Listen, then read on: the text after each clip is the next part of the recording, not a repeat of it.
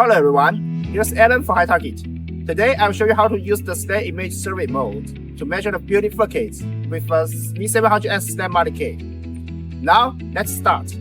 First, connect the tablet to the V700S receiver. Then tap Detail Survey.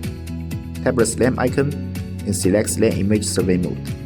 Keep the device stationary for a few seconds, and then follow the on-screen instructions to walk in an L-shaped path to complete SLAM initialization.